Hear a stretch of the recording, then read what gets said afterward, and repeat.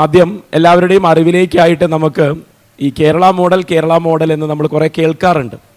കുറേയൊക്കെ മനസ്സിലാക്കാനും നിങ്ങളൊക്കെ ശ്രമിച്ചു കാണുമെന്ന് വിചാരിക്കുന്നു. പ്രത്യേകിച്ച് കേരള മോഡൽ ആരോഗ്യത്തിൽ വളരെയധികം പ്രസക്തമായിട്ടുള്ള ഒരു വാക്കാണ്. എനിക്ക് തോന്നുന്നു ആ മോഡലിനെ WHO വരെ അംഗീകരിച്ചതുമാണ്. കേരള മോഡലിന് ഒരു ഡെഫിനിഷനും തന്നിരുന്നു. അപ്പോൾ നമുക്ക് ആ മോഡൽ എങ്ങനെയാണ് ഉണ്ടായത് എന്നുള്ളതിനേക്കാൾ കൂടുതൽ അതിൽ നിന്ന് നമ്മുടെ സമൂഹത്തിന് അല്ലെങ്കിൽ മറ്റുള്ളവർക്ക് മനസ്സിലാക്കാനുള്ളത് എന്തൊക്കെ എന്നുള്ളതും അതിൻ്റെ അടുത്ത ഘട്ടത്തിലേക്ക് നമ്മൾ എങ്ങനെ കടക്കണം എന്നുള്ളതിൻ്റെയും ഒരു വിശകലനം ആദ്യം നടത്താം. ഇക്ബാൽ സാർ, അപ്പോൾ എന്തായിരുന്നു കേരള മോഡൽ? ഇത് ആദ്യം ഇക്ബാൽ സാറിൻ്റെ അടുത്ത് ചോദിച്ച് മിനിസ്റ്ററിലേക്ക് അത് എത്തിക്കാനുള്ളൊരു രീതിക്ക് വേണ്ടിയാണ്. എന്തായിരുന്നു യഥാർത്ഥത്തിൽ നമ്മുടെ പൊതുജനാരോഗ്യ മേഖലയിലെ വ്യത്യാസം, ഇടപെടലുകളുടെ വ്യത്യാസം, എങ്ങനെയാണ് അത് ഇത്രയധികം ശ്രദ്ധ പിടിച്ചു പറ്റിയത്? ഈ കേരള ആരോഗ്യ മാതൃക എന്നുള്ള പ്രയോഗം സത്യത്തിൽ കേരളത്തിലുള്ളവരല്ല നടത്തിയിട്ടുള്ളത്. നേരത്തെ സാർവദേശീയ ഏജൻസികളായിട്ടുള്ള, കേൾക്കാമല്ലോ അല്ലേ, ഏജൻസികളായിട്ടുള്ള ലോകാരോഗ്യ സംഘടന തുടങ്ങിയ സാർവദേശീയ പ്രസ്ഥാനങ്ങളാണ് പറഞ്ഞിട്ടുള്ളത്. ലോകാരോഗ്യ സംഘടനകളെ തന്നെ വളരെ പ്രസിദ്ധമായിട്ടുള്ളൊരു പ്രസ്താവനയുണ്ട്. കേരള ആരോഗ്യ മേഖലയെ അവർ വിശേഷിപ്പിക്കുന്നത് good health at low cost, good health with social justice and equity എന്നാണ്. ഏറ്റവും മികച്ച ആരോഗ്യം, ഏറ്റവും ചിലവ് കുറഞ്ഞ ഏറ്റവും മികച്ച ആരോഗ്യം, അത് സാമൂഹ്യനീതിയുടെയും തുല്യതയുടെ അടിസ്ഥാനത്തിൽ ലഭ്യമാക്കുന്നു എന്ന അർത്ഥത്തിലാണ് ഈ കേരള ആരോഗ്യ മാതൃക ഒരു കാലത്ത് സാർവദേശീയമായി ചർച്ച ചെയ്യപ്പെട്ടത്. ഞാൻ വളരെ വിനയപൂർവ്വം പറയട്ടെ, ഇപ്പോൾ കേരള ആരോഗ്യ മാതൃക എന്ന് പറയുന്നത് ഉചിതമല്ല എന്ന അഭിപ്രായമാണ് എൻ്റേത്. കേരളത്തിൽ ഇപ്പോഴുള്ള ആരോഗ്യ എന്ന് പറഞ്ഞാൽ ഭരണപരമായിട്ടുള്ള കാര്യമല്ല ഞാൻ പറയുന്നത്. ഇന്ന് നിലവിലുള്ള ജനങ്ങളുടെ ആരോഗ്യമായി തട്ടിച്ചു നോക്കുമ്പം കേരളം അത്ര നല്ല ഒരു മാതൃക എന്ന് നമുക്ക് പറയാൻ പറ്റില്ല. പല കാരണങ്ങളുമുണ്ട്, അതിലേക്ക് നമുക്ക് പിന്നീട് കിടക്കാം എന്ന് കരുതുന്നു. ഞാൻ തന്നെ 2013 എൻ്റെ ഓർമ്മ. അന്ന് കേപ്പ് ടൗൺ യൂണിവേഴ്സിറ്റിയിലെ പബ്ലിക് ഹെൽത്ത് ഡിപ്പാർട്ട്മെൻറ്റായ ഡേവിഡ് സാൻഡേഴ്സ്, കേരളത്തെക്കുറിച്ച് ധാരാളം എഴുതിയിട്ടുള്ള ഒരാളാണ് ഡേവിഡ് സാൻഡേഴ്സ്. അദ്ദേഹം എന്നോടൊരു പ്രബന്ധം അവതരിപ്പിക്കാൻ പറഞ്ഞു കേരളത്തെക്കുറിച്ച്. അവർ പ്രതീക്ഷിച്ചത് ഈ കേരള മാതൃകയാണ്. പക്ഷേ എൻ്റെ paper Kerala health model from success to crisis എന്നായിരുന്നു. എനിക്ക് തോന്നുന്നു Sahitya Pravarthaka Sahakarana Sangham emerging trends in Kerala economy എന്ന് പറയുന്ന ഒരു പുസ്തകം 10 വർഷം മുമ്പ് പ്രസിദ്ധീകരിച്ചതിൽ ഈ പ്രബന്ധം ഞാൻ പുസ്തകം തന്നെ ഇറക്കിയിട്ടുണ്ട്. കേരള ശ്രദ്ധിക്കപ്പെട്ടില്ല. കേരള ആരോഗ്യ മാതൃക വിജയത്തിൽ നിന്ന് പ്രതിസന്ധിയിലേക്കെന്ന് വേണ്ട ഒരു പുസ്തകം തന്നെ എൻ്റേത് മാതൃഭൂമി പ്രസിദ്ധീകരിച്ചിരുന്നു. ആ കാര്യത്തിൽ അത്ര ശ്രദ്ധിക്കപ്പെട്ടില്ല. എന്തുകൊണ്ടാണ് ഇന്ന് കേരളം ആരോഗ്യ മേഖല പ്രതിസന്ധികളെ നേരിടുന്നതെന്ന് ഞാനിപ്പോൾ പറയണതോ മന്ത്രി? അത് ഫോളോ അപ്പ് ചോദ്യമായിട്ട് അതെ അത് നമ്മൾ അറിഞ്ഞിരിക്കണം. അതിൻ്റെ അടിസ്ഥാനത്തിൽ ഞാനിവിടെ വന്നിരിക്കുന്നത് തന്നെ DYFI കേരളത്തിലെ യുവാക്കളെ പ്രദാനം ചെയ്യുന്ന ഏറ്റവും വലിയ ഊർജ്ജസ്വലമായ പ്രസ്ഥാനമാണ് DYFI. രാഷ്ട്രീയ ഭിന്നതയില്ല. ഞാനൊരു ഇടതുപക്ഷ ചിന്തകനായതുകൊണ്ട് പറയല്ല, എല്ലാവർക്കും അറിയാം. അതുകൊണ്ട് DYFI ഏറ്റെടുക്കേണ്ട, ഈ പ്രതിസന്ധി പരിഹരിക്കാൻ DYFI ഏറ്റെടുക്കേണ്ട ചില ഉത്തരവാദിത്തങ്ങളെക്കുറിച്ച് ഞാൻ പറയാൻ വേണ്ടിയിട്ടാണ് ഞാനിവിടെ എത്തിയിട്ടുള്ളത് എന്നുകൂടി സൂചിപ്പിക്കട്ടെ. ഇപ്പോൾ കേരള മോഡലുമായി ബന്ധപ്പെട്ട് അതിനെ കരുതി പോന്നിരുന്നതിലെ 2 വാക്കുകൾ നേരത്തെ സൂചിപ്പിച്ചു, സോഷ്യൽ ജസ്റ്റിസും ഇക്വിറ്റിയും. ഈ 2 വാക്കുകൾ, അതായത് ഇക്ബാൽ സാർ പറഞ്ഞതിൽ നിന്ന് നിങ്ങൾക്ക് മനസ്സിലായി കാണും. പക്ഷെ അത് കഴിഞ്ഞ 8-10 വർഷങ്ങൾക്ക് ഇടയിൽ വലിയ മാറ്റങ്ങളിലൂടെ കടന്നുപോയി എന്നും അതൊരു ക്രൈസിസിലേക്ക് പോകുന്നുണ്ടോ എന്നുള്ളൊരു കൃത്യമായ വിലയിരുത്തലും അദ്ദേഹം 10 വർഷം മുന്നേ തന്നെ പറഞ്ഞിരുന്നു എന്നാണ് സൂചിപ്പിച്ചത്. അതിൻ്റെ ഇപ്പോഴത്തെ പ്രസൻറ്റ് കാലത്തിലെ കാര്യങ്ങൾ എന്താണെന്നുള്ളതും ചോദിച്ചറിയാം. മിനിസ്റ്റർ നമസ്കാരം. നമസ്കാരം. ഈ ministry of health and family welfare, അങ്ങനെയാണ് ഡിപ്പാർട്ട്മെൻറ്റിൻ്റെ പേര് എന്നാണ് ഞാൻ മനസ്സിലാക്കുന്നത്. അപ്പോൾ ആ രീതിയിലുള്ളൊരു വകുപ്പ് കഴിഞ്ഞ 3.5 വർഷമായി കൈകാര്യം ചെയ്യുന്നു. ആ വകുപ്പ് കൈകാര്യം ചെയ്യുമ്പോൾ ഇപ്പം നേരത്തെ സാറ് സൂചിപ്പിച്ചതുപോലെ നമ്മുടെ മുന്നിൽ നമ്മൾ എന്തിനു വേണ്ടിയാണോ ആഘോഷിക്കപ്പെട്ടത്, നമ്മുടെ ഹെൽത്ത് സെക്ടറിൻ്റെ ആ ഒരു സ്വീകാര്യത, പ്രത്യേകിച്ച് ഇന്ത്യയിലെ മറ്റ് സംസ്ഥാനങ്ങളെ വെച്ച് കമ്പയർ ചെയ്ത് നോക്കുമ്പോഴാണെങ്കിലും വിദേശ രാജ്യങ്ങളിലെ ഹെൽത്ത് സ്റ്റാൻഡേർഡ്സുമായി തട്ടിച്ചു നോക്കുമ്പോൾ നമ്മൾ കൈവരിച്ചൊരു ഔന്നത്യമുണ്ട്. അത് നിലനിർത്തി പോരുക എന്നുള്ളത് ഒരു വെല്ലുവിളിയാണ്. അതിനേക്കാൾ ഉപരിയായി കഴിഞ്ഞ 4 വർഷങ്ങൾക്കിടയിൽ കോവിഡിന് ശേഷം ആ മിനിസ്റ്ററി ഏറ്റെടുക്കേണ്ടി വന്ന ഒരു മിനിസ്റ്ററും കൂടിയാണ്. അപ്പോൾ കഴിഞ്ഞകാല അനുഭവങ്ങളിൽ മിനിസ്റ്റർ അഭിപ്രായത്തിൽ ഈ പറയുന്ന കേരള മോഡൽ ഓഫ് ഹെൽത്ത് എന്ന് പറയുന്നതിന് നമ്മുടേതായിട്ടുള്ളൊരു കോൺട്രിബ്യൂഷൻ എന്നുള്ള രീതിയിൽ ഈ സർക്കാരിൻ്റെ ഇടതുപക്ഷ പ്രസ്ഥാനത്തിൻ്റെ എന്നുള്ളതിൻ്റെയൊക്കെ രീതിയിൽ ഒരു പോളിസി മേക്കിങ്ങിലേക്ക് എന്തൊക്കെയാണ് ഉൾച്ചേർക്കാൻ സാധിച്ചത് എന്നുള്ളതാണ് ആദ്യത്തെ ചോദ്യം. Thank you. ആദ്യം ഒരു വാക്ക്, ഇവിടെ പറഞ്ഞതുപോലെ ഡിവൈഎഫ്ഐ യുവധാരയുടെ ഈ യൂത്ത് ലിറ്ററേച്ചർ ഫെസ്റ്റിവൽ എന്തൊരു ആഘോഷമാണ്, എന്തൊരു മാതൃകയാണ്. അതിന് ഹൃദയം നിറഞ്ഞ അഭിനന്ദനങ്ങൾ അറിയിക്കുകയാണ്. ഒന്ന് നോക്കൂ, എത്ര ആശയങ്ങൾ, എത്ര വൈവിധ്യമാർന്ന ആശയങ്ങൾ നമ്മുടെ ഇവിടെ ആഘോഷിക്കപ്പെടുകയാണ്. നമുക്ക് അന്യമായി പോകുന്ന ഇതുപോലെയുള്ള പൊതു ഇടങ്ങളെ ബോധപൂർവം കൊണ്ടുവരുന്ന ഡിവൈഎഫ്ഐക്ക് ഹൃദയപൂർവ്വമായിട്ടുള്ള അഭിവാദ്യങ്ങൾ അർപ്പിച്ചുകൊണ്ട് ഞാൻ തുടങ്ങട്ടെ. കേരള സർക്കാർ ആരോഗ്യ വകുപ്പ് ഇതിനെ കാണുന്നത്, അതിൻ്റെ സമീപനമാണ് ഞാൻ പറയാനായിട്ട് പോകുന്നത്. ബഹുമാനായിട്ടുള്ള ഡോക്ടർ ഇക്ബാൽ സർ പറഞ്ഞതുപോലെ നമ്മുടെ കേരള മോഡൽ എന്നുള്ളത് മറ്റുള്ളവർ വാഴ്ത്തിയതാണ്. എങ്ങനെയാണ് വാസ്തവത്തിൽ കേരള മോഡൽ ഉണ്ടായത്? ഇപ്പോൾ 2023 ലക്ഷ്യം വെച്ചുകൊണ്ട് ലോകാരോഗ്യ സംഘടന സസ്റ്റൈനബിൾ ഡെവലപ്മെൻറ്റ് ഗോൾ, സുസ്ഥിര വികസന സൂചിക, അതിൽ 3ാമത്തെ കാര്യമാണ് ഗുഡ് ഹെൽത്ത് ആൻഡ് വെൽനെസ്. കേരളത്തെ സംബന്ധിച്ചിടത്തോളം നവോത്ഥാന കാലഘട്ടത്തിൽ തുടങ്ങി, ഇപ്പോൾ ശ്രീനാരായണ ഗുരു 5 ശുദ്ധികളെക്കുറിച്ച് പറഞ്ഞു. ആ പഞ്ചശുദ്ധികളിൽ ശരീരശുദ്ധി, വാക്ശുദ്ധി, കർമ്മശുദ്ധി, ആഹാരശുദ്ധി, മനഃശുദ്ധി. ഒരു കോവിഡാനന്തര കാലത്ത് കൂടിയാണ് നമ്മൾ സംസാരിക്കുന്നത്. ഡോക്ടർ സരിൻ പറഞ്ഞത്, ഈ ഗവൺമെൻറ് വരുന്നത് കോവിഡിൻ്റെ 2ാം തരംഗത്തിൻ്റെ തുടക്കത്തിലാണ്. അപ്പോൾ അവിടെ നിന്ന് തുടങ്ങി പിന്നീട് ആദ്യത്തെ കേരളത്തിലെ സർക്കാർ യശശരീരനായ സഖാവ് EMSൻ്റെ സർക്കാരിൻ്റെ കാലഘട്ടത്തിൽ അന്ന് നമ്മുടെ നിയമസഭ പാസ്സാക്കിയിട്ടുള്ള നിയമങ്ങൾ, അതിൽ സാർവത്രിക വിദ്യാഭ്യാസവുമായി ബന്ധപ്പെട്ട് സൗജന്യ വിദ്യാഭ്യാസവുമായി, അതായത് കേരളത്തിൻ്റെ സാമൂഹ്യ പരിസ്ഥിതിയെ നമ്മൾ ഇങ്ങനെ കാണാം, ഉഴുതുമറിക്കപ്പെട്ട നവോത്ഥാന കാലഘട്ടത്തിൽ ഉഴുതുമറിക്കപ്പെട്ട ഒരു ഭൂമിക, അവിടെ പുരോഗമന പ്രസ്ഥാനങ്ങളുടെ പ്രവർത്തനം, അവിടെ നിന്ന് നമ്മൾ എത്തപ്പെടുന്നത് കേരള സംസ്ഥാന രൂപീകരണം, ആദ്യത്തെ സർക്കാർ. ഈ സാർവത്രിക വിദ്യാഭ്യാസ നിയമത്തിലൂടെ എല്ലാവർക്കും സൗജന്യ വിദ്യാഭ്യാസമാണ്. അതായത് നമുക്ക് മികച്ച വിദ്യാഭ്യാസ മുന്നേറ്റങ്ങളും മികച്ച സാമൂഹ്യ ബോധ്യങ്ങളും ഉണ്ടായി. ഭൂപരിഷ്കരണം, അതാണ് നേരത്തെ പറഞ്ഞത്, നമ്മുടെ സാമൂഹിക സോഷ്യൽ ഇക്വിറ്റിയെക്കുറിച്ച് പറയുകയുണ്ടായി. അപ്പോൾ വിദ്യാഭ്യാസ മുന്നേറ്റത്തിൻ്റെയും സാമൂഹ്യ ബോധ്യങ്ങളുടെ അടിസ്ഥാനത്തിൽ എന്താണ് രൂപപ്പെട്ടത് നമ്മൾ കണ്ടു. അന്ന് നമ്മുടെ ആയുസ് 45 വയസ്സായിരുന്നു ശരാശരി, ആവറേജ് ഏജ്. അതായത് കേരളത്തിലെ ഒരാളുടെ ആയുർദൈർഘ്യം 45 ആയിരുന്നു.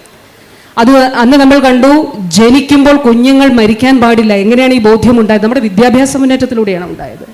ഇവിടെ നടന്ന സാമൂഹിക പരിവർത്തനങ്ങളിലൂടെയാണ് ഉണ്ടായിട്ടുള്ളത്. അത് എല്ലാവർക്കും, എല്ലാ വിഭാഗങ്ങൾക്കും വേണമെന്നുള്ളത് നമ്മൾ കണ്ടു.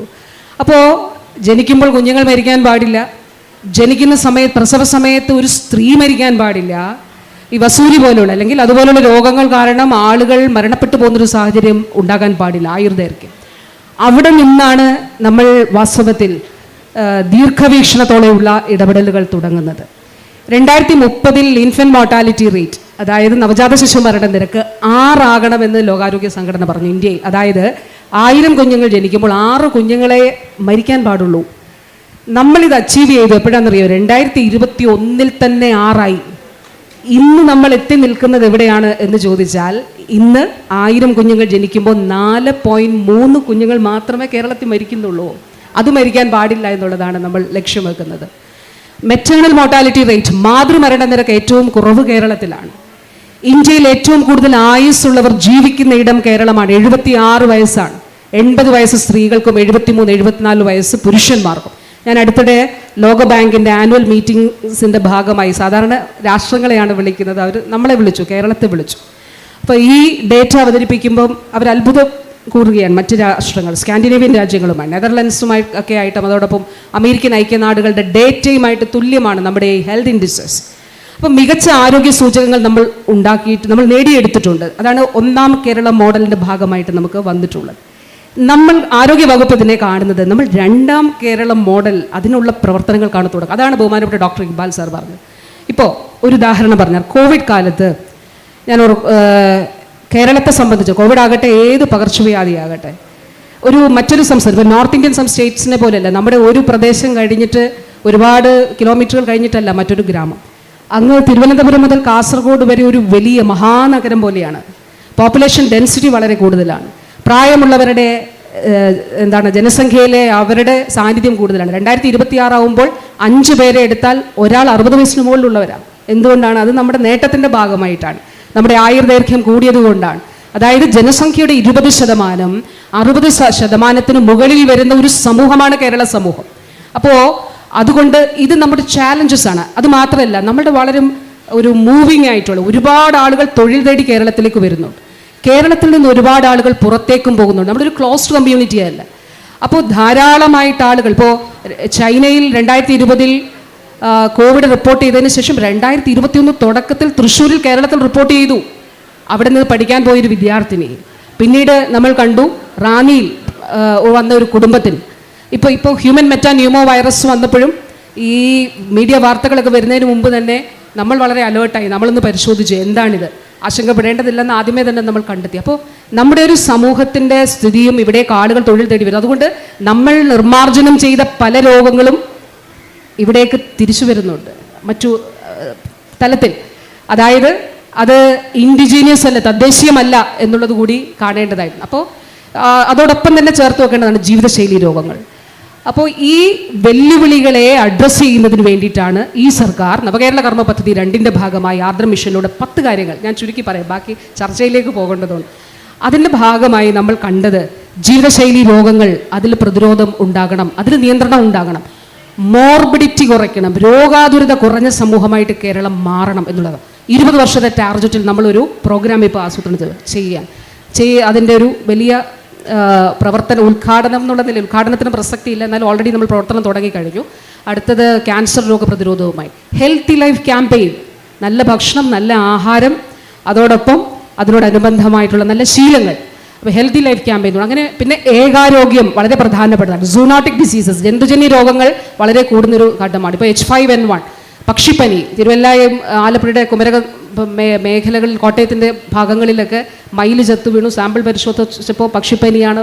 കാക്ക ചത്തു, സാമ്പിൾ പരിശോധിച്ചപ്പോൾ പക്ഷിപ്പനിയാണ്. നമുക്കത് കണ്ടുപിടിക്കാനായി കഴിഞ്ഞത് വൺ ഹെൽത്ത്, ഏകാരോഗ്യത്തെ അധിഷ്ഠിതമാക്കി നമ്മുടെ മുഴുവൻ പ്രവർത്തനങ്ങളും നമ്മൾ റീഡിസൈൻ ചെയ്തതുകൊണ്ടാണ്. അപ്പം വർത്തമാന കാലഘട്ടത്തിൻ്റെ വെല്ലുവിളികളെ നേരിടുന്നതിന് വേണ്ടി പ്രാപ്തമാക്കുന്ന ഒരു സംവിധാനത്തെയാണ് നമ്മളിപ്പോൾ, അല്ല ആ രീതിയിലാണ് സംവിധാനത്തെ പ്രാപ്തമാക്കിയിട്ടുള്ളത്.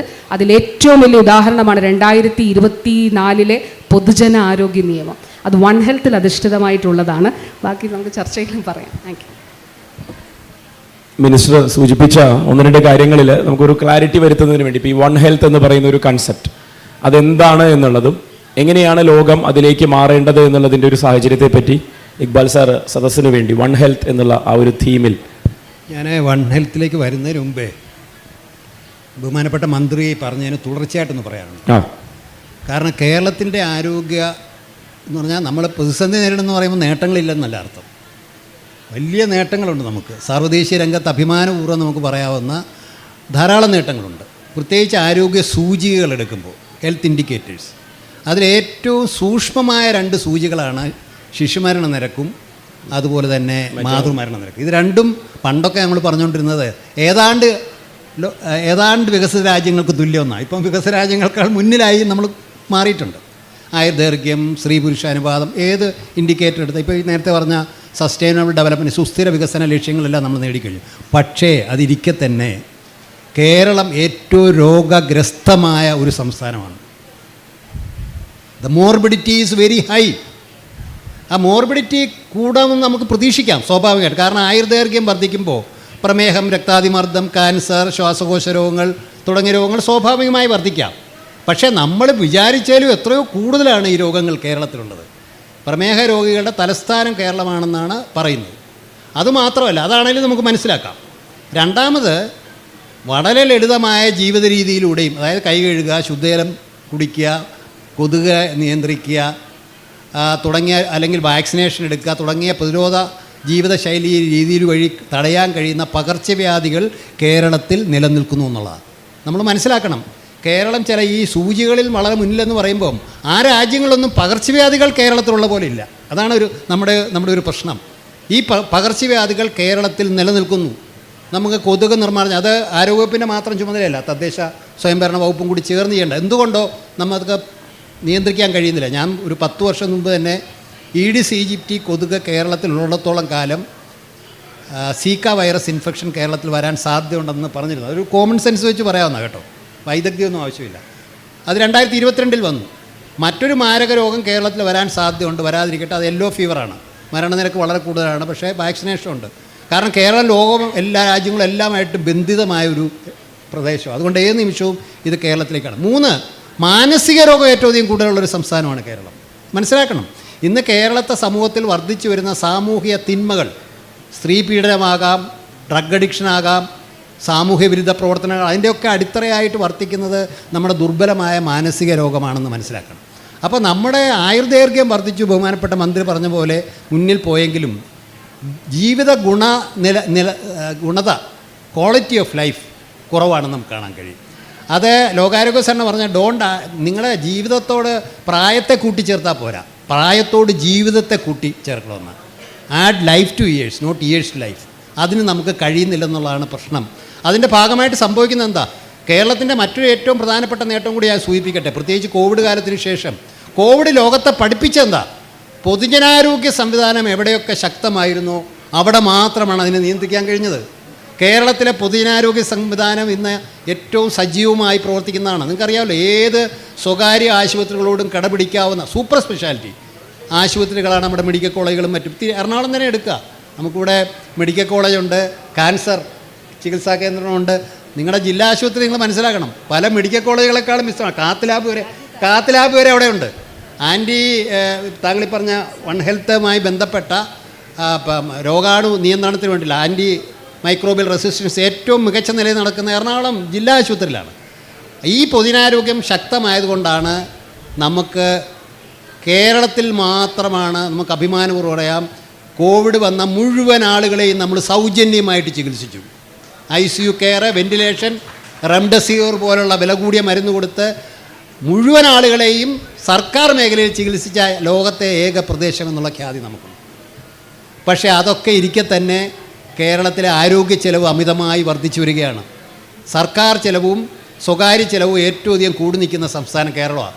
കാരണം നമ്മുടെ മോർബിഡിറ്റി വളരെ കൂടുതലാണ്. സർക്കാർ ആശുപത്രി ഏതാണ്ട് 50% ആളുകൾക്കാണ് സർക്കാർ ആശുപത്രിയിൽ നിന്ന് ചികിത്സ കിട്ടുന്നത്. അത് വളരെ കൂടുതലാണ്. ഞങ്ങൾ 1987 ഒരു പഠനം നടത്തിയപ്പോൾ 28% ആളുകളായിരുന്നു സർക്കാർ ആശുപത്രിയിൽ പോയിരുന്നത്. സൗകര്യമില്ലാത്തതുകൊണ്ടാണ് കേട്ടോ. ജനകീയാസൂത്രണത്തിൻ്റെ ഭാഗമായി 96 ആരോഗ്യമേഖല അധികാര കേന്ദ്രം നടത്തിയപ്പോഴാണ് ഈ മാറ്റം തുടങ്ങുന്നത്. രണ്ടുപേരും ചേർന്നാണ് ഇത് മെച്ചപ്പെടുത്തുന്നത്. അപ്പോൾ അതുകൊണ്ട് നമ്മുടെ ഇന്ന് ഇത്രത്തോളം രോഗഗ്രസ്തമായ ഒരു സംസ്ഥാനമായിട്ട് കേരളം മാറിയിരിക്കുന്നു. അത് ഈ പറയുന്ന ജീവിത രീതി രോഗങ്ങളും വർദ്ധിച്ചു, പകർച്ചവ്യാധികളും വർദ്ധിക്കുന്നു. ഒരു കാരണവശാലും കേരളം പോലുള്ള സംസ്ഥാനത്ത് എലിപ്പനി മൂലം ആളുകൾ മരിക്കാൻ പാടില്ല. ഡോക്സിസൈക്ലിൻ എന്ന് പറഞ്ഞാൽ ഏറ്റവും വില കുറഞ്ഞ മരുന്ന്, അതുകൊണ്ട് തടയാൻ കഴിയുന്ന രോഗമാണ്. ചികിത്സിക്കുന്നത് അതുകൊണ്ടാണ്. H1N1 കൊണ്ട് ആളുകൾ മരിക്കുന്നു ഇല്ലേ? അപ്പോൾ അതുകൊണ്ട് കേരളത്തിലെ രോഗഗ്രസ്തമായ ഒരു സമൂഹമായിട്ട് മാറിയിരിക്കുന്നു. ഇവിടെയാണ് DYFIക്ക് ഇടപെടൽ നടത്താനുള്ളത്. അതിലേക്ക് ഞാൻ പിന്നീട് സംസാരിക്കാം. ഇത് നമ്മൾ അറിഞ്ഞിരിക്കണം. അപ്പോൾ അദ്ദേഹം പറഞ്ഞ കാര്യം കൂടി ഞാൻ സൂചിപ്പിക്കാം. അദ്ദേഹം പറഞ്ഞതെന്ന് പറഞ്ഞാൽ ഈ കോവിഡ് കാലവും മറ്റും നമുക്ക് പഠിപ്പിക്കുന്നത്, കാരണം മനുഷ്യനിലേക്ക് ഇപ്പോൾ വന്നുകൊണ്ടിരിക്കുന്ന പകർച്ചവ്യാധികൾ, പ്രത്യേകിച്ച് വൈറൽ പകർച്ചവ്യാധികളെല്ലാം മൃഗങ്ങളിൽ നിന്ന് വരുന്നതാണ്. സാഴ്സ് ആണെങ്കിലും മെഴ്സ് ആണെങ്കിലും നീപ്പ ആണെങ്കിലും കോവിഡ് ആണെങ്കിലും ഒക്കെ മൃഗങ്ങളിൽ ശരീരത്തിൽ അവരുടെ രോഗപ്രതിരോധ വ്യവസ്ഥയുമായി ഇണങ്ങിക്കഴിയുന്ന വൈറസുകൾ ചില പ്രത്യേക സാഹചര്യങ്ങളിൽ ഒരു ഇടനില ജീവിയിലൂടെയോ അല്ലെങ്കിൽ നേരിട്ടോ മനുഷ്യരിലെത്തിയാണ് ഈ രോഗങ്ങൾ ഉണ്ടാക്കുന്നത്. അപ്പോൾ നമ്മുടെ സമൂഹത്തെ അവരിൽ നിന്ന് എത്താൻ കാരണം നമ്മുടെ കാലാവസ്ഥാ വ്യതിയാനം, വനനശീകരണം തുടങ്ങിയതാണ്. അതുകൊണ്ട് മനുഷ്യൻ്റെ ആരോഗ്യം സംരക്ഷിക്കണമെന്നുണ്ടെങ്കിൽ നമ്മളൊരു സമഗ്രമായ സമീപനം സ്വീകരിക്കണം.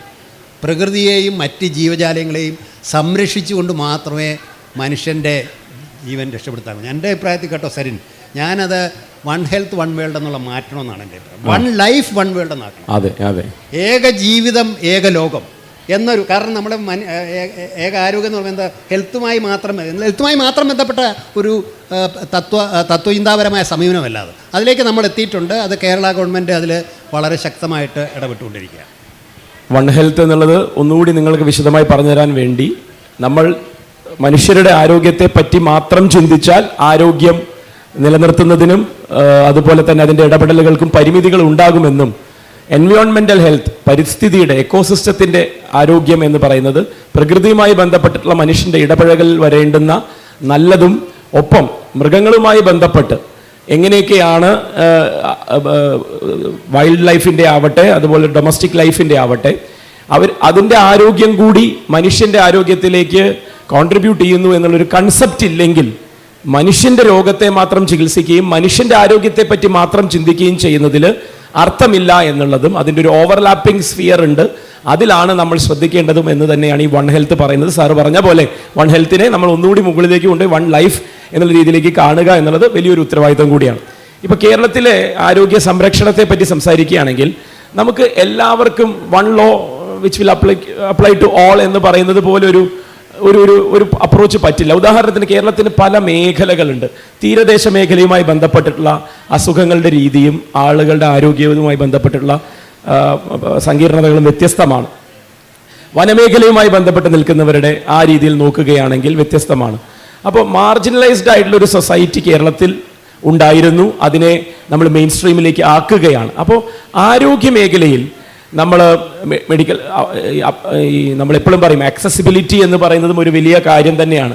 അഫോർഡബിലിറ്റി മാത്രമല്ല, നമുക്കത് അതിലേക്കൊക്കെ കൂടി ആലോചിക്കുന്ന സമയത്ത് ഇങ്ങനെ ഈ മാർജിനലൈസ്ഡ് സൊസൈറ്റിയെ, പ്രത്യേകിച്ച് പാർശ്വവൽകൃത സമൂഹം എന്ന് പറയുന്ന രീതിയിൽ ആരോഗ്യത്തിനുള്ള ചിലവ് കൂടുന്ന ഒരു സാഹചര്യം ഉണ്ട് എന്ന് നമ്മൾ വിലയിരുത്തുമ്പോൾ അവരെയൊക്കെ ഒരുമിച്ച് കൊണ്ടുപോകുന്നതിന് വേണ്ടി നമ്മൾ ഒരു വ്യത്യസ്തമായിട്ടുള്ള കാഴ്ചപ്പാടിലൂടെ എങ്ങനെയാണ് ആരോഗ്യ മേഖല മുന്നോട്ട് പോകുന്നത്? ആരോഗ്യ മേഖലയുമായി ബന്ധപ്പെട്ട് നമ്മുടെ നയം തന്നെ സമഗ്ര ആരോഗ്യ പരിരക്ഷ എന്നുള്ളതാണ്. ഇപ്പം ലോകാരോഗ്യ സംഘടന പറയുന്ന ഹെൽത്ത് ടു ഓൾ, എല്ലാവർക്കും ആരോഗ്യം എന്നുള്ളതിൽ ഏറ്റവും പ്രധാനപ്പെട്ടതാണ് സമഗ്ര ആരോഗ്യ പരിരക്ഷ. അപ്പോൾ അതിൽ ഒരു ഘടകമാണ് എല്ലാവർക്കും, അതായത് രോഗത്തിന് മുന്നിൽ ഒരാളും നിസ്സഹായരായി പോകാൻ പാടില്ല എന്നുള്ളതാണ്. ഇവിടെ ഡോക്ടർ ബി ഇക്ബാൽ സാർ പറഞ്ഞതുപോലെ കേരളത്തിൽ ചികിത്സാ ചെലവ് വളരെ കൂടുതലാണ്. അതിന് കാരണം നമ്മളുടെ വളരെ ഹെൽത്ത് സീക്കിംഗ് ആണ്. നമുക്കൊരു പനി വന്നാൽ ഡോക്ടറെ കാണണം എന്നാണ് ആരോഗ്യവകുപ്പ് പറയുന്നത്. കാരണം ഇപ്പോൾ പലവിധ പനികളുണ്ട്. അപ്പോൾ അത് ചികിത്സിക്കും. അത് നമ്മൾ സ്വയമായിട്ട് ചികിത്സിക്കാൻ പാടില്ല എന്നുള്ളത് തന്നെയാണ്. അപ്പോൾ ഇത് കുറച്ചുകൊണ്ട് വരുന്നത് എന്നുള്ളത് സർക്കാരിൻ്റെ ലക്ഷ്യങ്ങളിൽ ഒന്നായിരുന്നു. ഇപ്പോൾ അടുത്തിടെ പുറത്തിറങ്ങിയ നാഷണൽ സ്റ്റാറ്റിസ്റ്റിക്കൽ സർവേ ആ റിപ്പോർട്ട് പരിശോധിച്ചാൽ മനസ്സിലാകും. അത് നമ്മൾ ഗൂഗിൾ സെർച്ച് ചെയ്താൽ കാണാൻ കഴിയും. അതായത് ഒരു 10 വർഷം കൊണ്ട് കേരളത്തിൽ ഇപ്പോൾ നേരത്തെ ഒരാൾക്ക് 16,000 രൂപയാണെന്നാണ് എൻ്റെ ഓർമ്മ ചിലവാകുമായിരുന്നത്. അപ്പോൾ ഇന്ത്യയിലെ മുഴുവൻ സ്റ്റേറ്റ്സിൻ്റെ ഒരു ആവറേജ് ഉണ്ട്. ഇപ്പം കേരളത്തിൽ അത് പകുതിയായിട്ട് കുറഞ്ഞിട്ടുണ്ട്.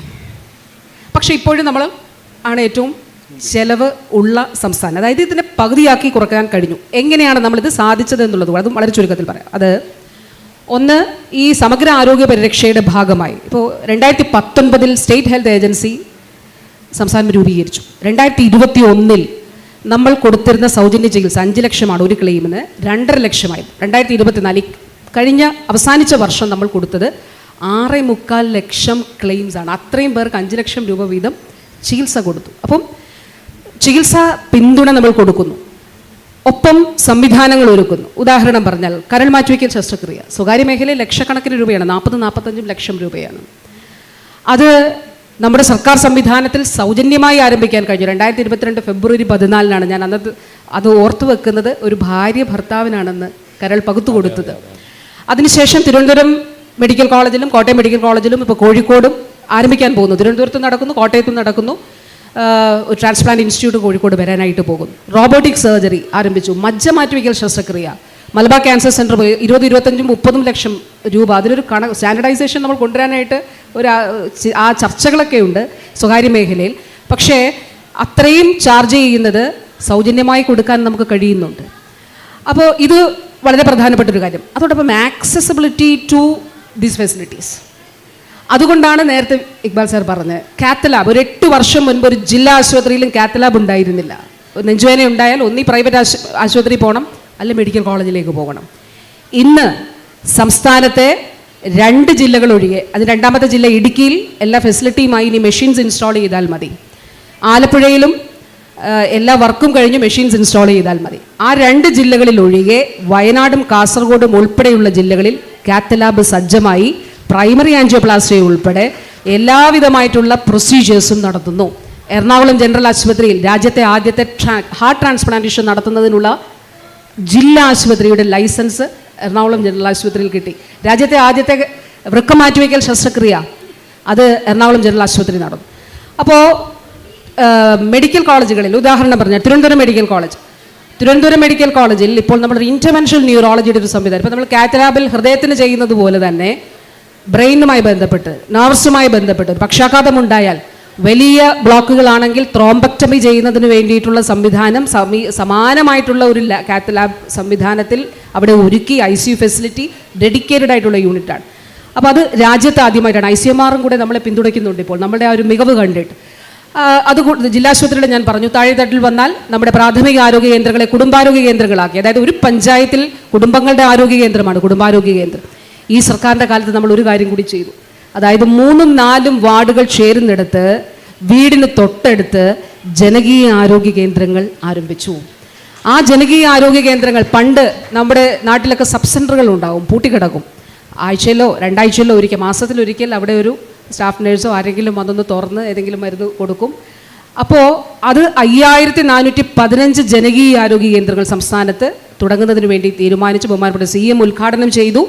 ഇന്നവിടെ നമുക്ക് ജീവിതശൈലി രോഗങ്ങൾ ഉൾപ്പെടെയുള്ളവ, അതിൻ്റെ മരുന്നുകൾ, അത്യാവശ്യം 14ഓളം പരിശോധനകൾ നടത്താൻ കഴിയും. ഇനി അതിനപ്പുറത്തേക്ക് ഇതൊരു പൊതുജനാരോഗ്യ പ്രവർത്തനങ്ങളുടെ ഇടമാണ്.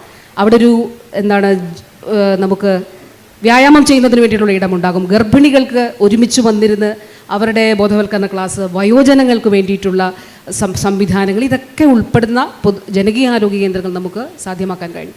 അപ്പോൾ ആക്സസിബിലിറ്റി ടു ദീസ് ഫെസിലിറ്റീസ് അത് വളരെ ഇമ്പോർട്ടൻ്റ് ആണ്.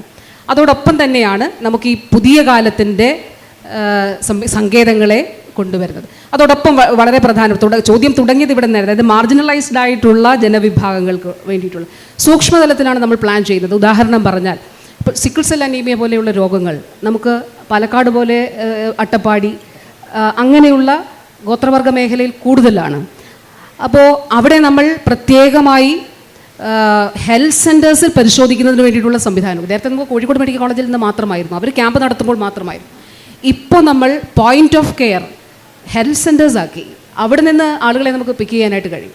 അതുപോലെ തീരദേശ മേഖലയുമായി ബന്ധപ്പെട്ട്, അപ്പം അതാത് മേഖലകളുമായിട്ട് ബന്ധപ്പെട്ടിട്ടുള്ള ആരോഗ്യ വിഷയങ്ങളെ അഡ്രസ്സ് ചെയ്യുന്നതിന് വേണ്ടി നമ്മുടെ പൊതുജനാരോഗ്യ സംവിധാനത്തെയും ആരോഗ്യ സംവിധാനത്തെയും പരിവർത്തനപ്പെടുത്തുക എന്നുള്ള വളരെ പ്രധാനപ്പെട്ട കർത്തവ്യം കൂടിയാണ് ആർദ്രത്തിൻ്റെ ഭാഗമായിട്ട് നമ്മൾ നടത്തിയിട്ടുള്ളത്.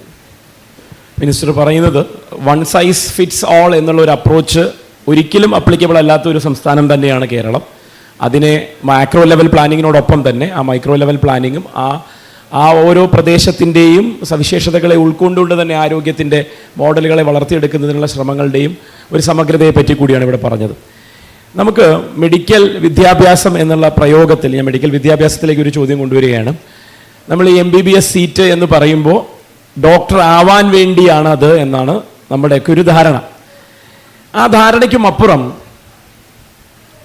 മെഡിക്കൽ റിസർച്ച് എന്ന് പറയുന്നതിൻ്റെ ഒരു പ്രോത്സാഹനം, കേരളം പോലെ ഒരു ഇത്രയും മികച്ച ആരോഗ്യ നിലവാരം പുലർത്തുന്ന ഒരു സംസ്ഥാനത്തിൽ അതിനോട് കിടപിടിക്കുന്ന രീതിയിലേക്ക് നമുക്കതിൻ്റെ ഒരു ഉൾക്കാഴ്ച വന്നുവോ?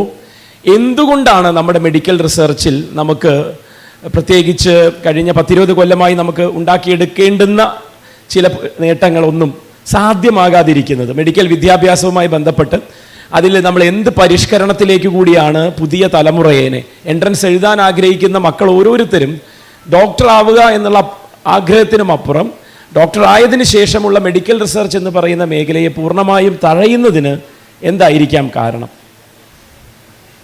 DYFIക്കാരോട് പറയാനുള്ളതിന് പിന്നീട് സമയം തരണം. ഞാൻ തരും. അതുമായി ബന്ധപ്പെട്ട് നേരത്തെ നമ്മൾ പറഞ്ഞതിൻ്റെ തുടർച്ചയായിട്ട് എനിക്ക് ചില കാര്യങ്ങൾ പറയാനുണ്ടായിരുന്നു. സത്യത്തിൽ 2-3 ദിവസം കൊണ്ട് നടത്തേണ്ട ഒരു സെമിനാറുകളാണ്. ഞങ്ങൾ തന്നെ 55 മിനിറ്റ് കോട്ടയത്ത് AKG പഠന ഗവേഷണം നടത്തിയ സെമിനാറിലും പങ്കെടുത്തിരുന്നു. അവിടെ 110ഓളം പ്രബന്ധം അവതരിപ്പിച്ച്. അപ്പോൾ അത് നമുക്കിവിടെ പറയാൻ പറ്റില്ല, പക്ഷേ എങ്കിലും ചിലത് പറയാനുണ്ട്, അതിലേക്ക് ഞാൻ വരാം. എനിക്ക് ഈ കാര്യത്തിലേ ഞാൻ എടുത്ത ഒരു തീരുമാനം എനിക്ക് മാറ്റേണ്ടി വരും.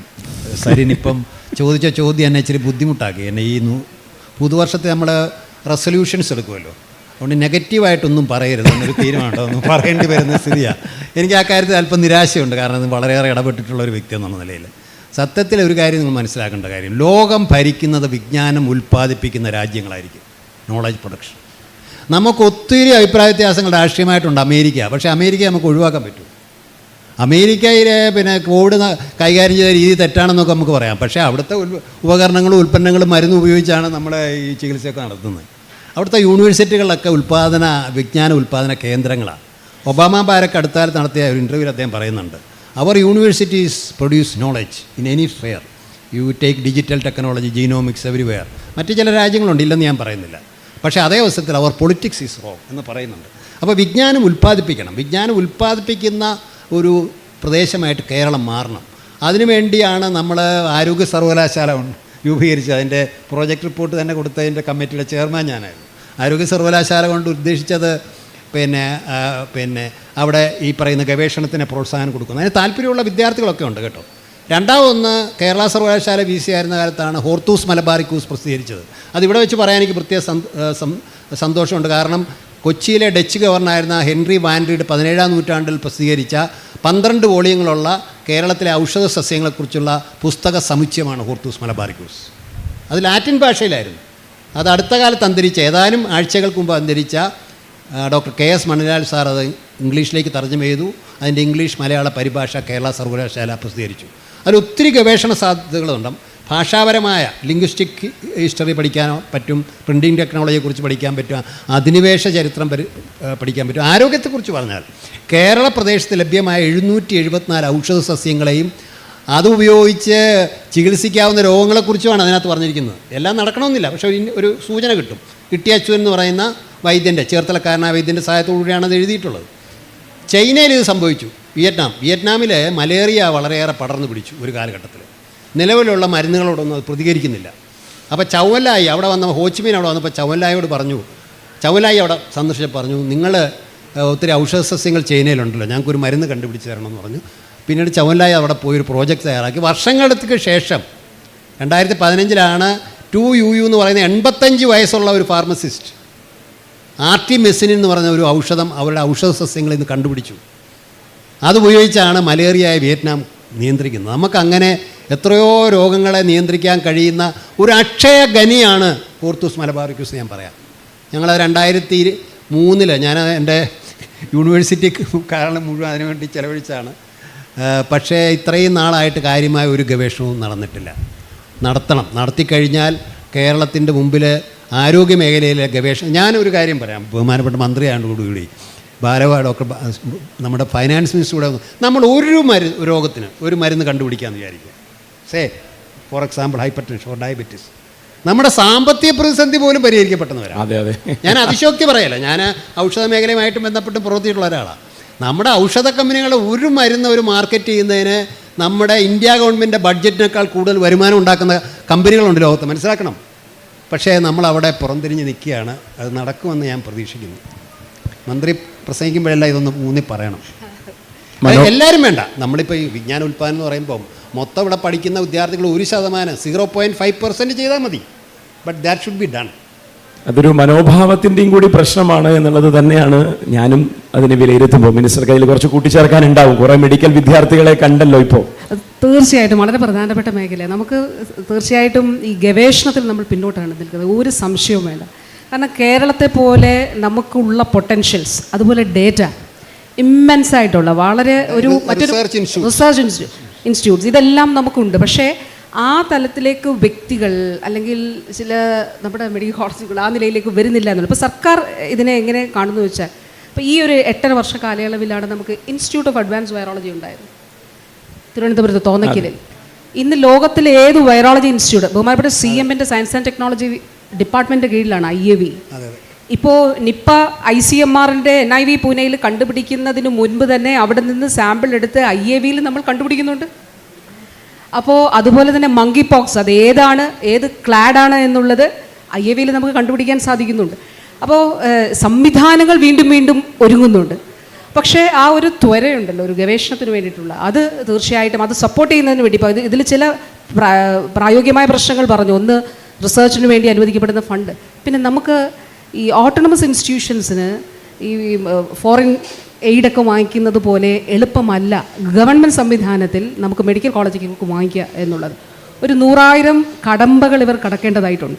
അപ്പോൾ കേന്ദ്ര ഗവൺമെൻറ്റുമായിട്ട് നമ്മുടെ അഡീഷണൽ ചീഫ് സെക്രട്ടറിമാർ നിരന്തരമായിട്ട് ഇത് ആശയവിനിമയം നടത്തുന്നുണ്ട്. ഇത് നമുക്ക് ഈ ഒരു തരത്തിലുള്ള ധനപരമായിട്ടുള്ള കാര്യങ്ങളിലെ കടമ്പകൾ ഒഴിവാക്കി നമുക്കൊരു ഗ്രീൻ ചാനൽ എസ്റ്റാബ്ലിഷ് ചെയ്താൽ കൂടുതൽ ഒരുപക്ഷെ നമ്മുടെ ആളുകൾ ഇതിലേക്ക് വരുമെന്നുള്ളൂ. ഇപ്പോൾ ഒരു ഉദാഹരണം പറയട്ടെ, നമ്മുടെ നേരത്തെ സാറ് ഡെങ്കിപ്പനിയുമായി ബന്ധപ്പെട്ടു നമ്മുടെ ട്രോപ്പിക്കൽ ക്ലൈമറ്റ്, അത് ഇതുമായി ബന്ധപ്പെടുത്തിയാണ് പറയുന്നത്. അത് ട്രോപ്പിക്കൽ ക്ലൈമറ്റാണ്. ഇപ്പോൾ ലോകാരോഗ്യ സംഘടന പറയുന്നത് ഡെങ്കി പ്രോൺ ഏരിയയാണ് കേരളം. കാരണം വർഷം മുഴുവനുള്ള മഴ, ഇപ്പോൾ ഡിസംബറിൽ മഴ പെയ്തിരുന്നു, നമുക്ക് വർഷം മുഴുവൻ ഇൻ്റർമിറ്റൻ്റ് ആയിട്ടുള്ള, അതായത് ഇടവിട്ടുള്ള മഴ കൊതുകുകൾ പെരുകാനുള്ള ഒരു കാരണമാണ്.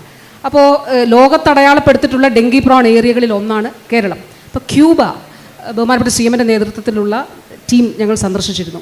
അവിടെ അവരിതിൻ്റെ ഒരു വാക്സിൻ ഡെവലപ്പ് ചെയ്യാൻ വേണ്ടിയിട്ടുള്ള റിസർച്ച് ചെയ്യുന്നുണ്ട്. ഇപ്പോൾ നമ്മൾ ആ റിസർച്ച് നമ്മുടെ സംസ്ഥാനവുമായിട്ട് അസോസിയേറ്റ് ചെയ്തിട്ടുണ്ട്. അതിൽ മാത്രമല്ല 4 കാര്യങ്ങളിൽ നമ്മൾ ഈ അസോസിയേഷനുണ്ട്. അതിൽ ഒന്ന് ഡയബറ്റിക് ഫുഡാണ്. അവർക്ക് വളരെ മികച്ച മെഡിസിനുണ്ട്. ഡയബറ്റിക് ഫുഡിന് ആംപ്യൂട്ട് ചെയ്യേണ്ട, മുറിച്ച് കളയേണ്ട, അല്ലാതെ തന്നെ മരുന്ന് ഉപയോഗിച്ച് അത് നമുക്ക് ഭേദമാക്കാൻ കഴിയും. അപ്പോൾ ഈ ഡെങ്കി വാക്സിൻ ഡെവലപ്പ് ചെയ്യുന്നതിന്, അതുപോലെ ലങ് ക്യാൻസർ വാക്സിൻ, അതായത് ക്യൂബയുടെക്കെതിരെയുള്ള ശക്തമായിട്ടുള്ള ഉപരോധങ്ങൾ നിലനിൽക്കുമ്പോഴും അമേരിക്ക ഒറ്റ കാര്യത്തിന് വേണ്ടി മാത്രമേ ക്യൂബയിലേക്കുള്ള വഴി ഓപ്പൺ ചെയ്തുള്ളൂ. അത് ഈ ലങ് ക്യാൻസർ വാക്സിൻ വാങ്ങിച്ചിട്ട് അവർക്ക് ക്ലിനിക്കൽ പരീക്ഷണം നടത്തുന്നതിന് വേണ്ടിയിട്ടാണ്.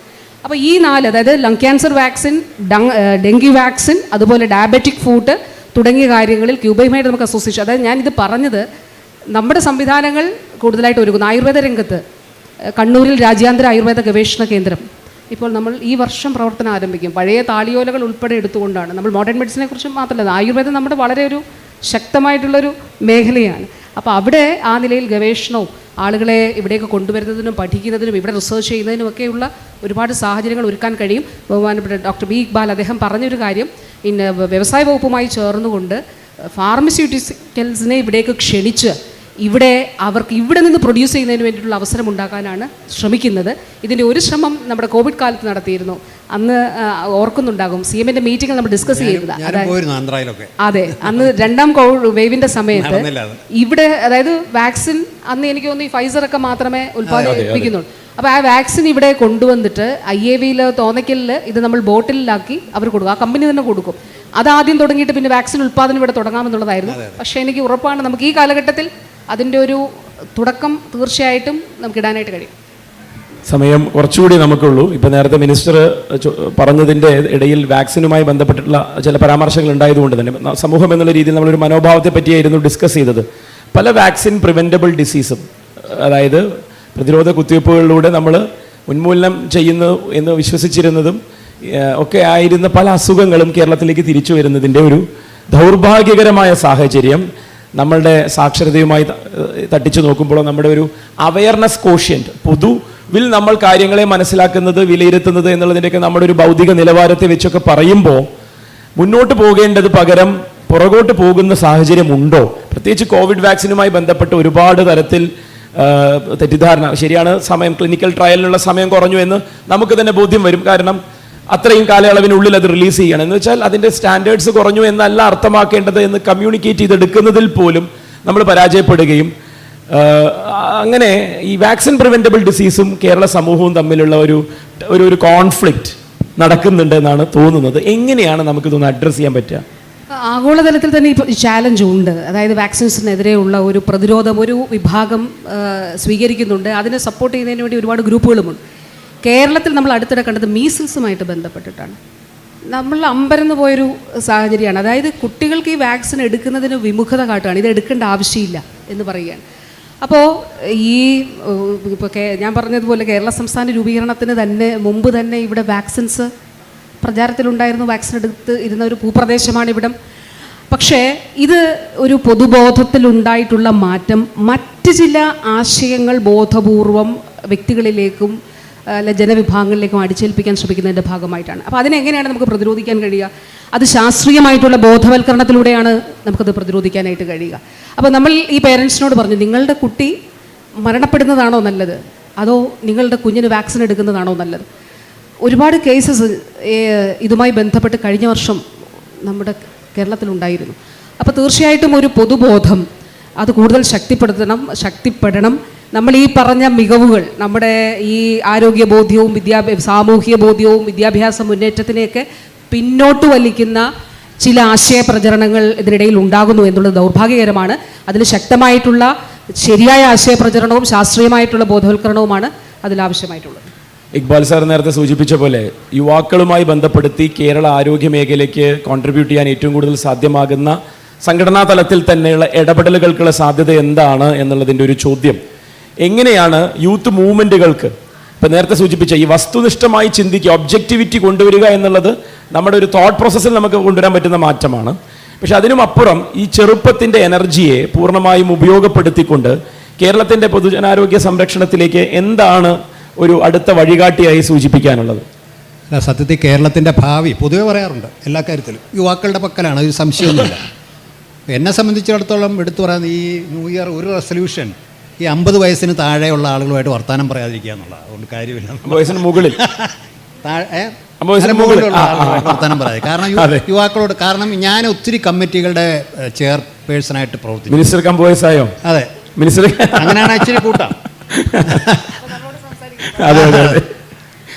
അപ്പോൾ ഈ ചെയർപേഴ്സൺ ആകുന്നത് പ്ലാനിംഗ് ബോർഡ് മെമ്പർ എന്നൊക്കെ ഉള്ള പരിഗണന വെച്ചിട്ടാണ്. പക്ഷേ ഇപ്പോൾ പ്രത്യേകിച്ച് കോവിഡിൻ്റെ നിയന്ത്രണത്തിന് വേണ്ടിയുള്ള സമിതിയിൽ ഞാൻ അംഗമായിരുന്നു. മുഖ്യമന്ത്രിയോടാണ് റിപ്പോർട്ട് ചെയ്യേണ്ടത്.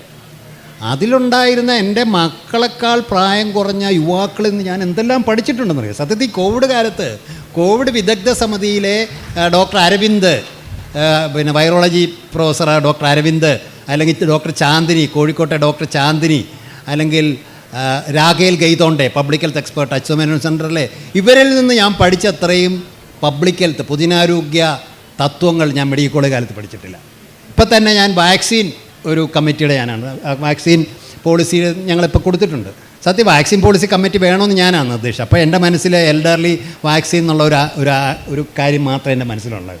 പക്ഷേ ആ വാക്സിനിലെ ഡോക്ടർ ജയറാമനുമായിട്ടും ഒക്കെ ചർച്ച ചെയ്ത് കഴിഞ്ഞപ്പോൾ എന്തെല്ലാം പുതിയ വിവരങ്ങളാണെന്നറിയോ എനിക്ക് മനസ്സിലാക്കാൻ കഴിഞ്ഞത്. അതുകൊണ്ട് യുവാക്കളുടെ കയ്യിലാണെന്നുള്ളത് അതിശോക്തിപരമായിട്ടുള്ള ഒരു കാര്യമല്ല, തീർച്ചയായിട്ടും അത് യാഥാർത്ഥ്യമാണ്. എനിക്ക് DYFI സുഹൃത്തുക്കളോട് പറയാനുള്ളത്, കേരളത്തിന് ആരോഗ്യ മേഖലയിൽ ഇനി മുന്നോട്ട് പോകണമെന്നുണ്ടെങ്കിൽ ചികിത്സാപരമായിട്ട് നമ്മൾ വളരെ മുന്നോട്ട് പോയി. ഒരു രോഗി എന്നുള്ള രീതിയിൽ തന്നെ ഞാൻ അനുഭവിച്ചിട്ടുണ്ട്. അതും കൂടെ പറയാൻ ഞാൻ ആഗ്രഹിക്കുക. 2008 കേട്ടോ, മിനിസ്റ്റർക്ക് അറിയാമെന്ന് അറിഞ്ഞുകൂടാ, ആലപ്പുഴ മെഡിക്കൽ കോളേജിന് തൊട്ട് മുമ്പിൽ തുഞ്ചൻ പറമ്പ് സ്മാരകത്തിൽ ഒരു പ്രസംഗത്തിന് വേണ്ടി ഞാൻ ഇരിക്കുമ്പോൾ എനിക്ക് കടുത്ത ഹൃദയാഘാതം ഉണ്ടായത്. വളരെ സീരിയസാണ്, നിയർ ഡെത്ത് എക്സ്പീരിയൻസ് എന്ന് പറയും. പക്ഷേ അന്ന് അവിടെ ആൻജിയോഗ്രാമം ഇല്ല. ത്രോംബലൈസ് ചെയ്തു, പുഷ്പഗിരി കൊണ്ടുപോയി ഭാഗ്യത്തിനെന്ന് റെസ്ക്യൂ ആൻജിയോപ്ലാസ്റ്റി ചെയ്ത് രക്ഷപ്പെട്ടു. പക്ഷേ ഇന്നിപ്പം മിനിസ്റ്റർ പറഞ്ഞ പോലെ എല്ലാ മെഡിക്കൽ കോളേജും ജില്ലാ ആശുപത്രിയിലായി കഴിഞ്ഞു. അതിനുശേഷം ഞാനൊരു ആസ്മാറ്റിക്കും കൂടെയാണ്. അപ്പോൾ ഒരു ആസ്മ വരുമ്പോൾ ഈ നെബുലൈസ് ചെയ്യാമെന്ന് നിങ്ങൾക്കൊക്കെ അറിയാമായിരിക്കും.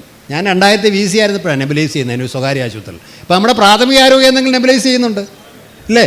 അതുപോലെ തന്നെ സ്പേസർ, നിങ്ങളിവിടെ ആസ്മാറ്റിക് ഉണ്ടോ എന്ന് അറിയാം, സ്പേസർ നമ്മുടെ പ്രാഥമിക ആരോഗ്യം കൊടുക്കുന്നുണ്ട്. ആ രീതി നമ്മൾ വളർന്നിട്ടുണ്ട്. പക്ഷേ രോഗപ്രതിരോധം, ആരോഗ്യ വിദ്യാഭ്യാസം, ആരോഗ്യ പരിപോഷണം, ഇതിൽ നമ്മൾ പുറകോട്ട് പോയി. ആരോഗ്യ വിദ്യാഭ്യാസം കാരണം വളരെ ഇപ്പം ഇത്രയധികം പൊതുജനാരോഗ്യ സംവിധാനം ഉണ്ടെങ്കിലും കേരളത്തിലെ പ്രമേഹം പോലുള്ള രോഗം നിയന്ത്രിക്കപ്പെട്ടിട്ടുള്ള ആളുകൾ 40% ഉള്ളൂ. നമ്മളെ ഇന്ന് പ്രാഥമിക ആരോഗ്യത്തിലൊക്കെ പണ്ട് ഒരാഴ്ചത്തെ മരുന്നേ കൊടുക്കൂ. ഇപ്പോൾ 1 മാസത്തെ മരുന്ന് കൊടുക്കുന്നുണ്ട് അല്ലേ? 1 മാസത്തെ ക്രോണിക് ഡിസീസിന് കൊടുക്കുന്നുണ്ട്.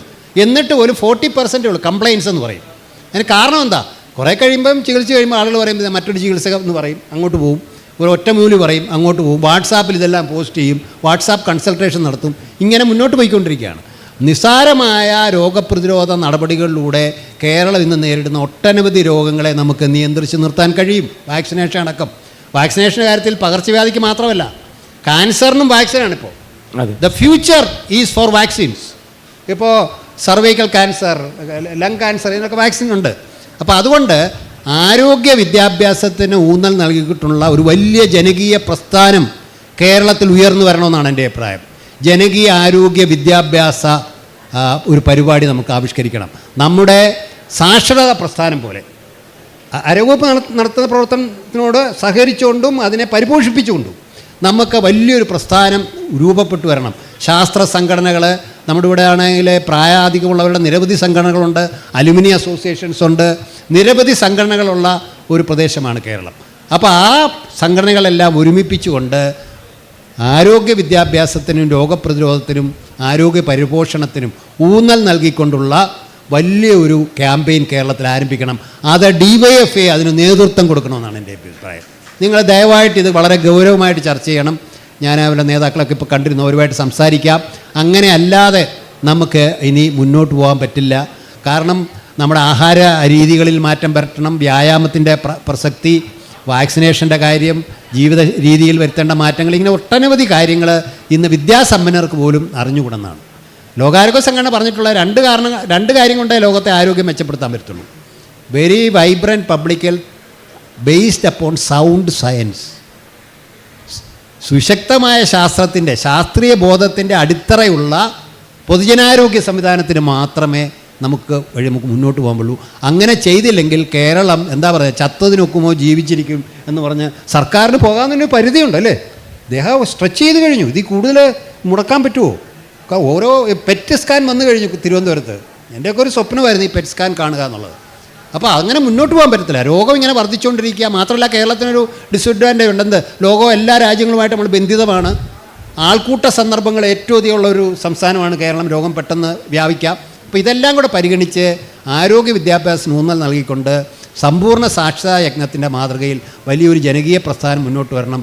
അതിൽ യുവാക്കൾ നേതൃത്വം കൊടുക്കണം. അതിൽ പ്രധാനപ്പെട്ട ഇന്നത്തെ യുവാക്കളെ ഏറ്റവും വൈബ്രൻ്റ് ആയിട്ടുള്ള, ഏറ്റവും സജീവമായി പ്രവർത്തിക്കുന്ന പ്രസ്ഥാനം എന്നുള്ളതിൽ DYFI നേതൃത്വം കൊടുക്കണമെന്നാണ് എനിക്ക് പറയാനുള്ളത്. നമുക്ക് വൈൻഡപ്പ് ചെയ്യാം. മിനിസ്റ്ററുടെ അടുത്ത് ഒന്ന് സമപ്പ് ചെയ്യുന്നതിന് വേണ്ടി, മിനിസ്റ്റർ, നമ്മൾ ഇത് ആരോഗ്യം എന്ന് പറയുമ്പോൾ വെൽബീയിങ് എന്ന് പറയുന്ന ഒരു കൺസെപ്റ്റ്, വെൽനെസ് എന്ന് പറയുന്ന ഒരു കൺസെപ്റ്റ്, ഈ കൺസെപ്റ്റുകളിലേക്കൊക്കെ നമ്മുടെ ആയുർവേദത്തെയും ആയുഷ് ഡിപ്പാർട്ട്മെൻറ്റിലെ മറ്റ് വിഭാഗങ്ങളെയും ഒക്കെ ചേർത്ത് സമഗ്രമായി കേരളത്തിൻ്റെ ഒരു സാഹചര്യത്തെ, ഭൂസവിശേഷതയെ ഒക്കെ ഉപയോഗപ്പെടുത്തി നമ്മൾ മെഡിക്കൽ ടൂറിസം എന്ന വാക്കൊക്കെ എത്രയോ കാലമായി കേൾക്കുന്നു. അതിൻ്റെ ഒരു സാധ്യതകളെ, നമ്മുടെ ഉള്ള മെഡിക്കൽ നോളജിൻ്റെ അതുപോലെ തന്നെ ഫെസിലിറ്റിയുടെ ഒക്കെ ഒരു കപ്പാസിറ്റിയെ നമ്മൾ ഒപ്റ്റിമൈസ് ചെയ്ത് ഉപയോഗപ്പെടുത്തുന്നതിൻ്റെയൊക്കെ ഭാഗമായി അത്തരത്തിലുള്ള എന്ത് തരത്തിലുള്ള ഒരു മാറ്റമാണ് സർക്കാരിൻ്റെ ഭാഗത്തു നിന്ന് ഇതിലേക്ക് ഉണ്ടായിക്കൊണ്ടിരിക്കുന്നത്? ഈ സർക്കാരിൻ്റെ കാലഘട്ടത്തിൽ നമ്മൾ ഏറ്റവും ചെയ്ത് 30 വയസ്സിന് മുകളിലുള്ള മുഴുവൻ ആളുകളും ആനുവൽ ഹെൽത്ത് ചെക്കപ്പിന് വിധേയമാകണം എന്നുള്ളതാണ്. അപ്പോൾ അതിനു വേണ്ടിയിട്ട് വീടാനത്, അതായത് നമ്മൾ ചെയ്യാൻ കഴിയുന്നതിൻ്റെ പരമാവധിയാണ് സാർ പറഞ്ഞതുപോലെ. ഓരോ വീട്ടിലും ചെന്ന് നമ്മുടെ ആശമാർ ഈ ഡേറ്റ എടുക്കും. ആ ഡേറ്റ അതിൻ്റെ സ്വകാര്യത സൂക്ഷിക്കും. സ്റ്റേറ്റ് ഡേറ്റാ സെൻറ്ററിലാണ് അത് സൂക്ഷിക്കുന്നത്.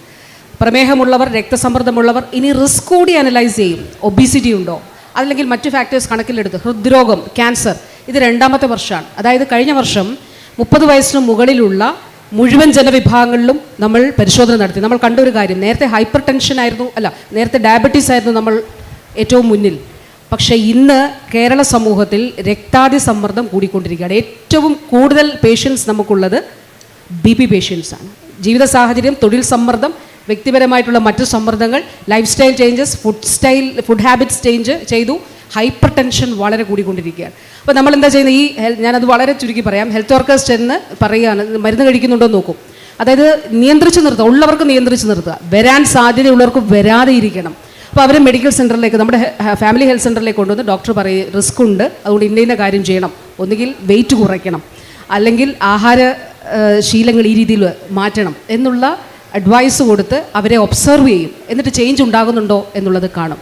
അപ്പോൾ ഇത് ഈ നവകേരള കർമ്മ പദ്ധതിയുടെ ഭാഗമായി ആർദ്ര മിഷനിലൂടെ നമ്മൾ ഏറ്റെടുത്തിട്ടുള്ള ഒരു കാര്യമാണ്. അതിനാണ് മോർബിഡിറ്റി കുറയ്ക്കുക എന്നുള്ള ലക്ഷ്യത്തോടെയാണ് നമ്മൾ തുടങ്ങിയത്. അത് 20 വർഷങ്ങൾ കൊണ്ട്, അതാണ് നമ്മളൊരു 20 ഇയർ പ്രോഗ്രാമാണ് നമ്മുടെ. 20 വർഷങ്ങൾ കൊണ്ട് ഇപ്പോഴുള്ളതിൻ്റെ അതൊരു ഗണ്യമായ നിലയിൽ ഇതിനെ കുറച്ച് കൊണ്ടുവരിക. ഇപ്പം 36% മുകളിലാണ് ഹൈപ്പർ ടെൻഷൻ. 5 വർഷങ്ങൾക്കുള്ളിൽ 15% സ്ത്രീകളിലും കൊണ്ട് കൂടുതലാണ്. അതെ 15%-ലേക്ക് 5 വർഷം കൊണ്ട് കൊണ്ടുവരാൻ കഴിയുമോ എന്നാണ് നോക്കുക. അപ്പോൾ ഈ ഒരു പ്രോഗ്രാമുണ്ട്. അതോടൊപ്പം ഒരു കാര്യം കൂടി, AMR-മായി ബന്ധപ്പെട്ട്, അതായത് ഈ കാലത്തിൻ്റെ വെല്ലുവിളികൾ, ആൻറ്റിമൈക്രോബിയൽ റെസിസ്റ്റൻസുമായി ബന്ധപ്പെട്ട്, ഈ അണുബാധകളോട് മരുന്നുകൾ പ്രതികരിക്കാത്തൊരവസ്ഥ, ആളുകൾ മരണപ്പെട്ടു പോകുന്നൊരു അവസ്ഥ സൈലൻറ്റ് പാൻഡമിക്കായിട്ട് ലോകാരോഗ്യ സംഘടന വിശേഷിപ്പിക്കുന്നുണ്ട്.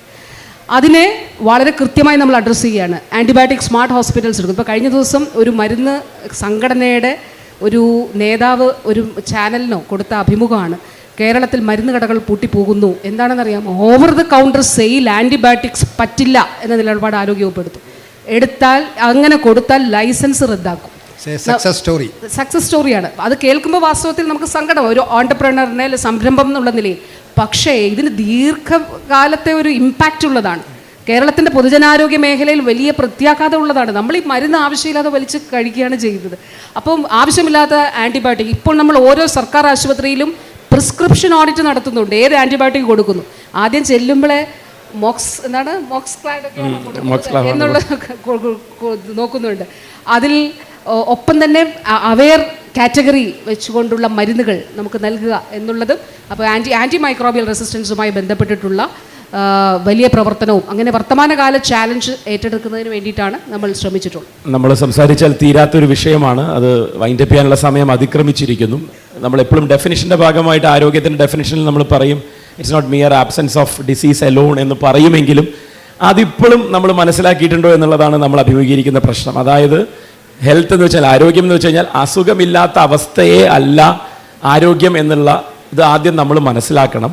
പോസിറ്റീവ് ഡെഫിനിഷൻ ഹെൽത്തിന് വേണ്ടി കൊണ്ടുവരാൻ നമുക്ക് ശ്രമിക്കാവുന്ന ഒരു സമൂഹമാണെന്നും അത് കണ്ടെത്താൻ കഴിയുന്ന ഒരു സമൂഹമാണെന്നും, ഒരു പക്ഷേ ഭൂട്ടാനിലൊക്കെ ഉള്ള പോലെ നമ്മൾ ഹാപ്പിനെസ് ഇൻഡെക്സ് എന്ന് പറയുന്നതിൻ്റെ ഒരു കൺസെപ്റ്റിലേക്കൊക്കെ കേരളത്തിനെ അടുത്ത 5 വർഷ കാലഘട്ടത്തിലേക്ക്, ഇനി വരുന്ന ഒരു 20-25 വർഷ കാലഘട്ടത്തിലേക്ക് കൊണ്ടുപോകാൻ ഇവിടുത്തെ ആരോഗ്യ മേഖലയുടെ പ്രോപ്പർ പ്ലാനിങ്ങും അതിൻ്റേതായിട്ടുള്ള പൊതുജനങ്ങളുടെ ഇടപെടലും കൂടി ചേരുന്ന ഒരു വലിയ ഒരു എക്കോസിസ്റ്റം ഉണ്ടാക്കിയെടുക്കാൻ സർക്കാരിനും അതുപോലെ തന്നെ പൊതുമേഖലയിലും സ്വകാര്യ മേഖലയിലുമുള്ളവരുടെ എല്ലാവരുടെയും ഒരു ഏകോപനം ഉണ്ടാകുന്ന ഒരു സ്ഥിതിവിശേഷം ഉണ്ടാകട്ടെ എന്ന് മാത്രം ആഗ്രഹിച്ചുകൊണ്ട്, കാക്ഷിച്ചുകൊണ്ട് നമുക്കിത് വൈൻഡപ്പ് ചെയ്യാമെന്ന് തോന്നുന്നു. Thank you.